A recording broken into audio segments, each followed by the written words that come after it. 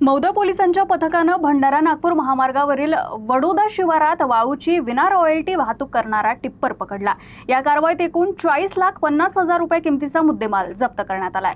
मौदा पोलिसांचं पथक गस्तीवर असताना त्यांना भंडारा जिल्ह्यातून मौदा मार्गे नागपूर शहराच्या दिशेनं वाळूची वाहतूक केली जात असल्याची माहिती मिळाली। त्यावरून वडोदा शिवारात नाकाबंदी करून टिप्पर अडवून झडती घेतली असता टिप्परमध्ये वाळू आढळून येताच चालकाकडील कागदपत्रांची तपासणी करण्यात आली। त्यात वाळूची विना रॉयल्टी वाहतूक असल्याचं स्पष्ट होताच पोलिसांनी टिप्पर चालकासह मालकावर गुन्हे नोंदवून वाळूसह टिप्पर ताब्यात घेतला। या कारवाईत टिप्पर चालक व मालक रुपेश प्रभाकर धार्मिक याच्या विरोधात गुन्हा नोंदवण्यात आलाय। ट्रकसह वाळू असा एकूण 45,50,000 रुपयांचा मुद्देमाल जप्त करण्यात आलाय। या प्रकरणी मौदा पोलिसांनी गुन्हा नोंदवून तपास सुरू केलाय। तर सूत्रांकडून मिळालेल्या माहितीनुसार अवैध पद्धतीनं भंडारा तसंच मौद्यावरून मोठ्या प्रमाणात अवैध रूपात वाळू तस्करी केल्या जाते। यामुळे शासनाचा मोठ्या प्रमाणात महसूल बुडीत चाललाय।